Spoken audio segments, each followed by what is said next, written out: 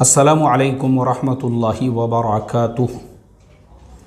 मोहतरम भाइयों, बुज़ुर्गों, दोस्तों, सब लोग आप खैर आफ़ियत से हैं ना भाई? क्योंकि देखो, मैं तो आप लोगों के लिए रोज़ाना मगरिब की नमाज के बाद ख़ास तौर पे उन लोगों के लिए जो इस्लाह मुआशरा के मेंबरान हैं, हमारे साथ में जुड़े हुए हैं, ये मेरा रोज़ाना का मामूल है। मगरिब की नमाज के बाद मैं सूरतुल यासीन पढ़ता हूँ। उसके बाद इज्तिमाई दुआ, सबसे पहले मेरे अपने वालिदैन के लिए, फिर मेरे असातिज़ा के लिए, फिर जितने लोग मौजूद होते हैं उनके लिए, फिर हमारे इस्लाह मुआशरा के जो मेंबरान हमारे साथ जुड़े हैं उनके लिए, फिर जो लोग अल्लाह के दीन की मेहनतों के लिए निकले हुए हैं उनके लिए, फिर पूरी उम्मत मुस्लिमा के लिए, और उसके बाद में पूरी इंसानियत के लिए। ये मेरा रोज़ाना का मामूल है। चूँकि ये हमारे बड़ों का अमल है, मरकज़ निज़ामुद्दीन के अंदर भी ये इज्तिमाई दुआ का अमल होता है रोज़ाना मगरिब बाद, तो हमने पर्सनली भी इसको शुरू किया हुआ है। बहरहाल, तो मैं ये हमेशा उम्मीद करता हूँ कि जो लोग मेरे साथ जुड़े हुए हैं, मुझे उम्मीद है अल्लाह की ज़ात से वो अपने घरों पे खैरियत से होंगे, आफ़ियत से होंगे। ऐसे ही आप लोगों का रात का खाना वगैरह भी हो चुका होगा, मुझे उम्मीद है अल्लाह की ज़ात से। मेरा अभी बाकी है, क्योंकि अभी देखो 10:07 हो रहे हैं, और अभी थोड़ी देर पहले हमारे जो एडवांस कोर्स के स्टूडेंट्स हैं उनका मैंने सबक मुकम्मल किया।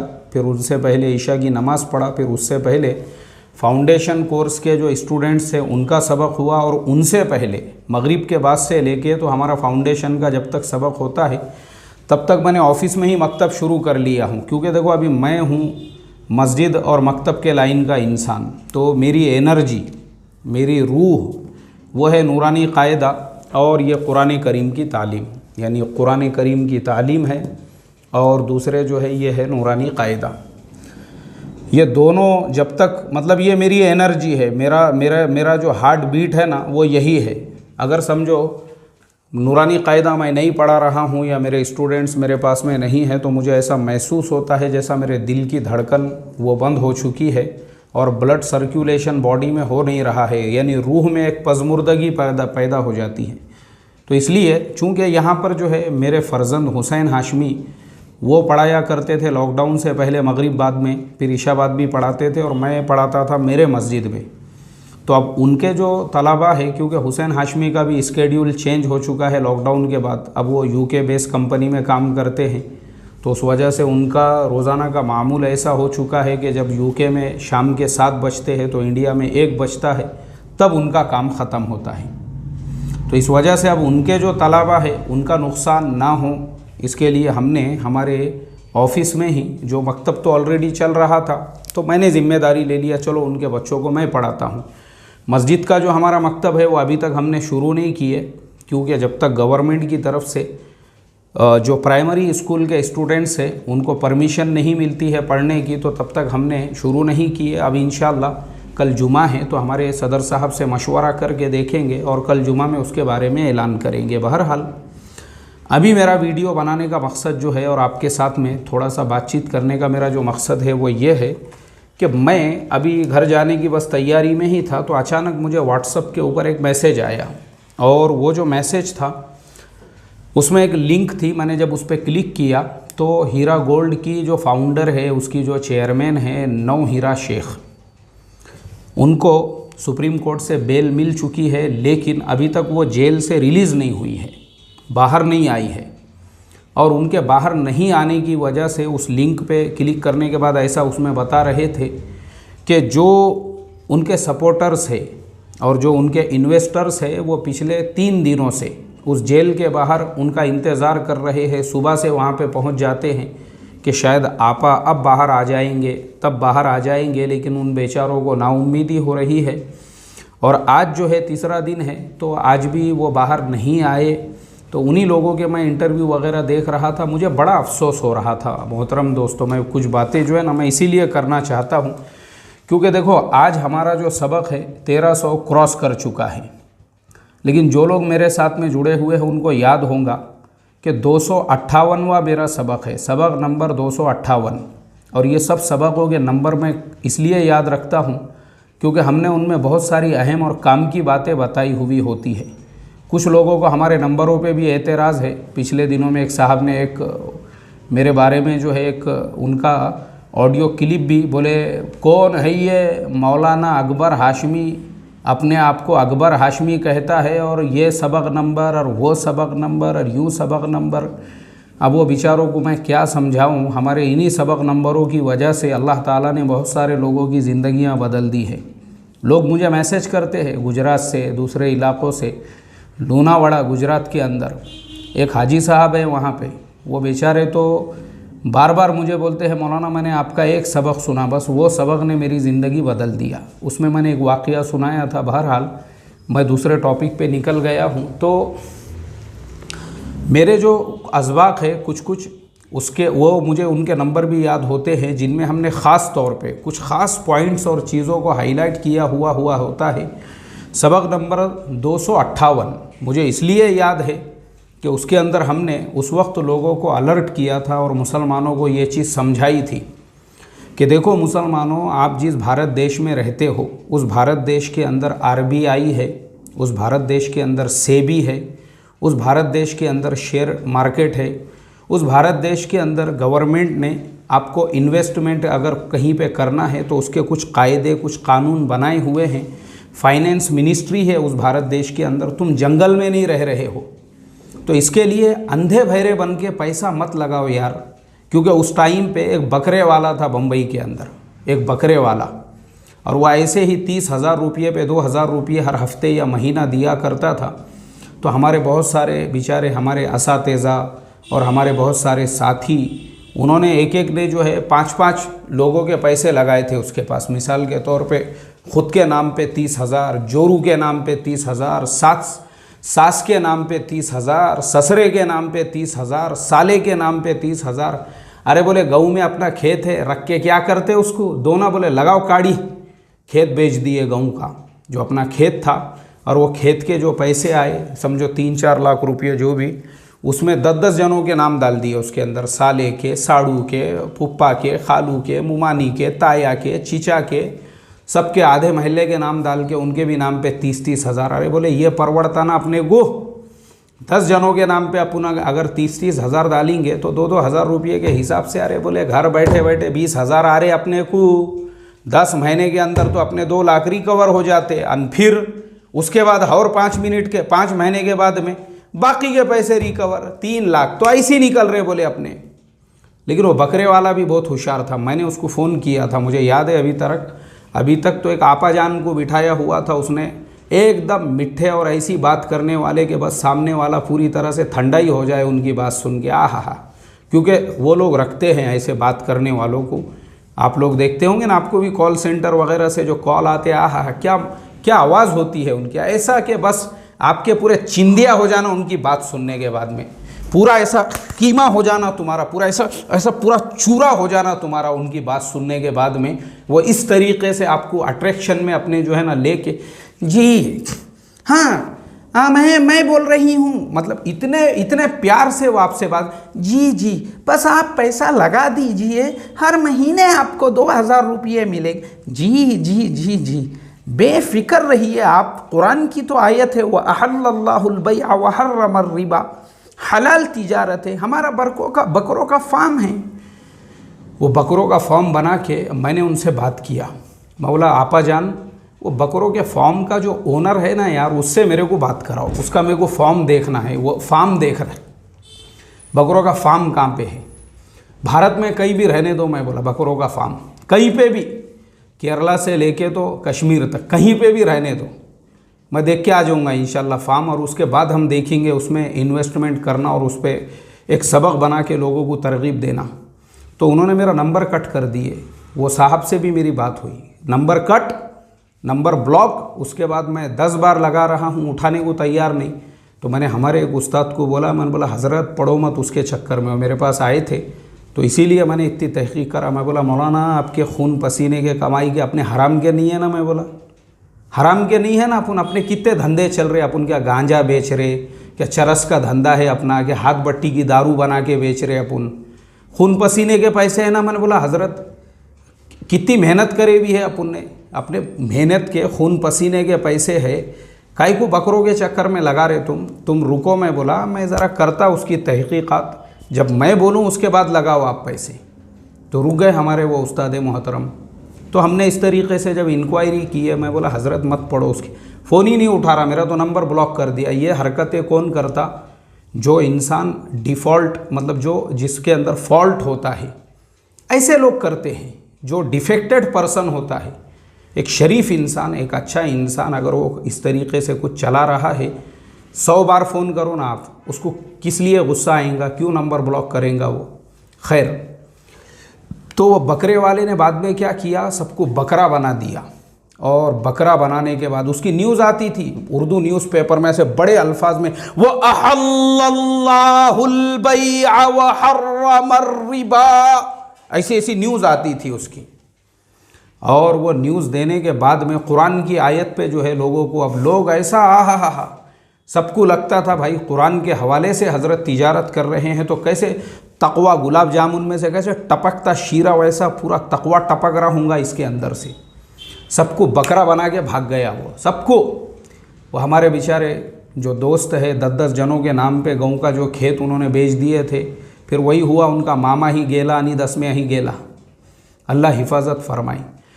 तो मेरे ये समझ में नहीं आता, मैंने सबक नंबर 258 में लोगों को यही समझाया था। मैं बोला भाइयों, भारत देश के अंदर RBI है, सेबी है, भारत गवर्नमेंट है, फाइनेंस मिनिस्ट्री है, तुम जंगल में नहीं रह रहे। कहीं पे भी इन्वेस्टमेंट करने से वो RBI वाले जो है रोज़ चिल्ला के वो बात जो रोज़ जो है वो चिल्ला के बोलते RBI वाले। क्या बोलते RBI वाले बोलते हैं, बोले RBI कहता है जानकार बनिए, सतर्क रहिए। बेचारे अमिताभ बच्चन साहब जो है बुढ़ापे के अंदर बूढ़े हो गए, वो उनकी आवाज़ नहीं निकल रही बराबर, लेकिन फिर भी वो रोज़ एडवर्टाइजमेंट में आके 3-3, 4-4 बार, 10-10 बार बोलते हैं कि RBI कहता है जानकार बनिए और सतर्क रहिए। फिर भी हम सतर्क रहने को और जानकार बनने को तैयार नहीं हैं। एक गड्ढे में हम पूरी तरह से दफन हो गए। हमको हीरा गोल्ड का इतना बड़ा फटका बैठा। उसके बाद फिर बेंगलुरु के अंदर वो IMA जो कंपनी थी, पता चला कि उसने भी करोड़ों के अंदर लोगों को ऐसी गुंडाले में लिया। उसके बाद में रोज़ ऐसी कई कंपनियां हैं, कई ऐसे घोटाले हैं जो हो चुके हैं, फिर भी मुसलमान की आंखें खुलने को तैयार नहीं। मैं अभी 3-4 दिन पहले देख रहा था, हैदराबाद के अंदर जो है बिस्सी, 25 करोड़ की बिस्सी, पूरे मोहल्ले की बिस्सी थी, और वो औरत कहीं और की थी, थोड़े दिन से आके रह रही थी मोहल्ले में। उसने होल्ड बनाई, सबको अपना खाना पानी और 2-4 बार दावतें, और बस उसके बाद में लोगों को लगा बहुत ये जो है ख़जाने हैं इसके पास में। उसने बिस्सियों का धंधा शुरू की, 25 करोड़ भाग गई उन्हें भी लेके रातों रात। और अफसोस मुझे इस बात का है, जो मुसलमान बहन इंटरव्यू दे रही थी वो हायर एजुकेटेड और गवर्नमेंट एम्प्लॉई, बोले मैं गवर्नमेंट एम्प्लॉय हूँ, मैंने मेरी तनख्वाह के पैसे उसमें लगाई। किसने बोला आपको तनख्वाह के पैसे लगाओ?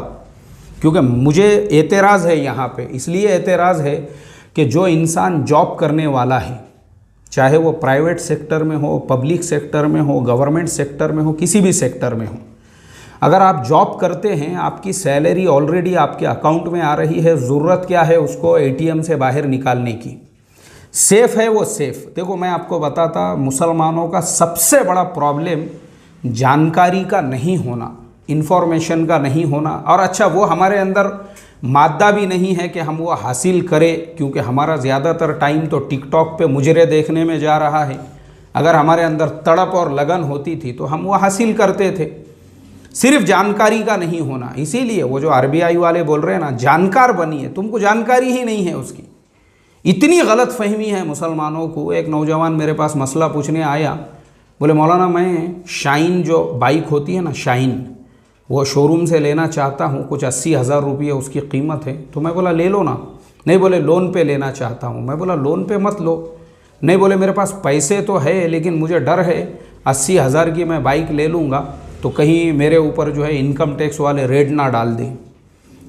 मैं बोला कहाँ रहता तू, कौन से प्लैनेट के ऊपर रहता, कुछ मालूम है तेरे को इनकम टैक्स के बारे में? इनकम टैक्स किसे कहते हैं, क्या होता है, कितने पेमेंट के ऊपर वो ये होता है? कुछ ही नहीं मालूम है। बस ये बहुत बड़ा प्रॉब्लम है। हमने किसी CA के पास बैठकर हमारा जो रिसोर्स ऑफ इनकम है, हम कौन सा धंधा करते हैं, कारोबार हमको मालूम होना चाहिए। 5 लाख रुपये तक आपको कोई, यानी आपकी अगर सालाना इनकम 5 लाख रुपये है, कोई डरने की ज़रूरत नहीं, आपको कोई ज़रूरत नहीं है। 2 लाख रुपये तक, जो अरुण जेटली साहब थे उन्होंने ये बिल पास किए थे, 2 लाख रुपये तक आप कैश का लेन देन कर सकते हो 1 साल में। उसमें वो बाइक भी आ गई 80,000 की, कुछ प्रॉब्लम नहीं है उसमें। भले आपको उसके लिए अपना जो पैन कार्ड है वो देना पड़े। और गवर्नमेंट के देखो इसमें सबसे बड़ा फ़ायदा, मैं पिछले 2009 से हर साल पूरे पाबंदी और एहतमाम से जो है ना, मैं मेरा ITR भरता हूँ, यानी इनकम टैक्स रिटर्न भरता हूँ। समटाइम्स जो है मेरा टैक्स भी कटता है, हमारा इनकम टैक्स भी देना पड़ता है गवर्नमेंट को, कभी वो रिटर्न भी हो जाता है। लेकिन उसका सबसे बड़ा फ़ायदा ये होता है, दिल मुतमईन होता है और अपना पैसा अपने कब्ज़े में रहता है। कोई ज़रूरत नहीं है उसको इस तरीके से कहीं पे भी इन्वेस्ट करने की, बर्बाद करने की। अल्लाह हिफाजत फरमाए। इसलिए कि हम मुसलमानों का सबसे बड़ा मसला ये भी है, हमारे देखो 2 बातें हैं, मैं 2 बातें बोल दूंगा और बात ख़त्म करूंगा, मुझे लगता काफ़ी लंबी हो गई मेरी बात भी। पहली बात तो ये है कि हम मुसलमान जो है ना मेहनत करना नहीं चाहते, जबकि सहाबा की जो हालत थी, सहाबा इतनी मेहनत करते थे कि हज़रत अब्दुर्रहमान इब्न औफ रज़ी अल्लाह ताला अन्हु इतने बड़े ताजिर थे। आखिरी ऊँट उनका मुल्क शाम में और पहला ऊँट मदीना में हुआ करता था।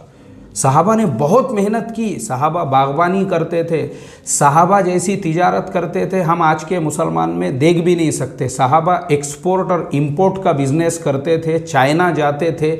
सहाबा ने पूरी दुनिया के सफ़र किए सिर्फ तिजारत के लिए, और उन्हीं असफार को उन्होंने दावत का ज़रिया बनाया और पूरे इलाक़ों को ईमान में दाखिल किया। यह है सहाबा की तारीख़।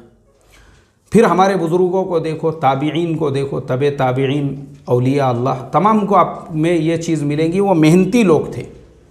लेकिन हम मुसलमानों का हाल ये है, बोले यार कुछ तो भी अपने को ऐसा चाहिए, बस उसमें 10-5 लाख रुपये लगाए, उसके बाद अपने को फालतू काम करने के लिए फुर्सत होना चाहिए, लीडरशिप झाड़ने के वास्ते, पुढ़ारी बनने के वास्ते, 1.5 शाना होशियार बनने के वास्ते, और इनकम आते रहना चाहिए बोले, ताकि घर का खर्चा निकल सके। यही वजह है हमारे बर्बादी की और इस तरह के स्कैम्स के अंदर पड़ने की, यही वजह है।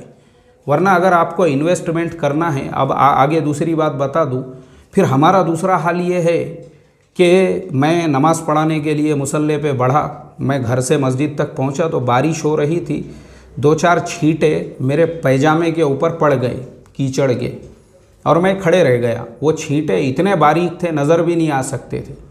एक आदमी तकबीर बोल रहा है और बाजू में एक मुत्तकी साहब गुलाबी जामुन वो बैठे खड़े हुए हैं। वो आगे मुंडी करके मुझे बोलते, मौलाना आपके पैजामे पे 2-3 कतरे हैं।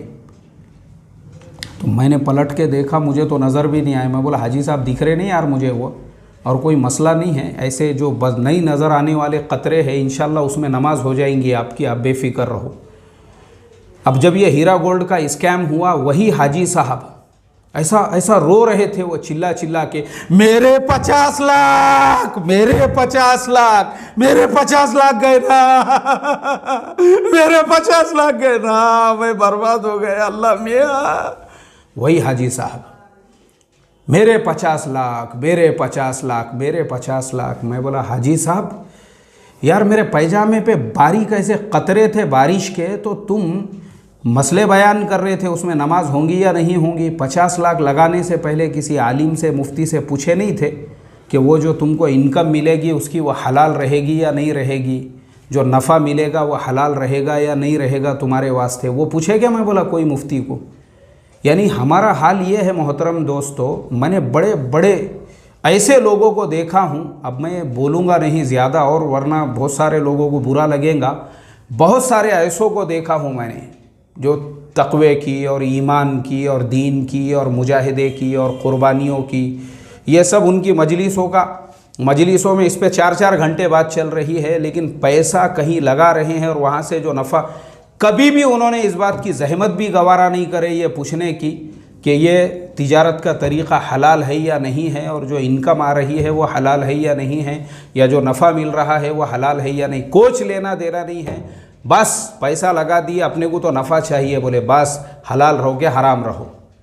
अल्लाह हिफाजत फरमाए। ये 2 चीज़ें मैंने देखा हूँ। तो इसलिए भाई कहीं पे भी लगा रहना पैसा, हलाल तरीक़े बहुत सारे हैं, बहुत सारे हलाल तरीक़े हैं पैसा लगाने के, जो RBI कहता है या सेबी कहता है, गवर्नमेंट का जो गाइडेंस है, गवर्नमेंट के जो गाइडलाइंस है।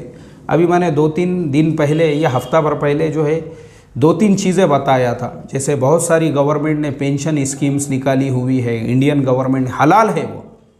बहुत सारी ऐसी चीज़ें हैं, रिटायरमेंट्स प्लान्स जो है गवर्नमेंट ने, क्योंकि गवर्नमेंट खुद आपका पैसा लेकर, जो गवर्नमेंट की कंपनियां हैं, गेल है, गवर्नमेंट की कंपनियां हैं, नाल्को, गवर्नमेंट की कंपनियां हैं, ONGC, गवर्नमेंट की जो कंपनीज़ है, HPCL, BPCL वगैरह वगैरह, उसमें वो पैसा लगा रही है। आप उसमें इन्वेस्टमेंट कर सकते हैं, जिसके अंदर आपको जो है रिटर्न के भी पूरे अच्छे खासे चांसेस, पैसा महफूज है आपका। सबसे बड़ी चीज़ ये है। और भी बहुत सारी ऐसी स्कीम्स होती है, वो हमने पता करना चाहिए। हमारे अंदर मिजाज ही नहीं है, क्योंकि टिकटॉक पे मुजरे देखने से फुर्सत मिलेंगी तो फिर हम मालूमात हासिल कर सकेंगे। अल्लाह हिफाजत फरमाए और अल्लाह हमारे अंदर तहकीक का मिजाज बनाए। और मैं दुआ करता हूँ, ऐ मेरे अल्लाह रहम करम आफ़ियत का मुआमला फरमा और वो आपा जान को जल्दी से बाहर निकाल। और ये बेचारे गोर गरीब लोग जिनके पैसे अटके हुए हैं, ऐ अल्लाह तू उनके मिलने के लिए सहूलत और आसानी के रास्ते पैदा फरमा और उम्मत को मिजाज अता फरमा मेहनत करने का, और इसके बाद इन्वेस्टमेंट करने से पहले 10 बार तहकीक करने का। अस्सलामु अलैकुम वरहमतुल्लाहि वबरकातुहू।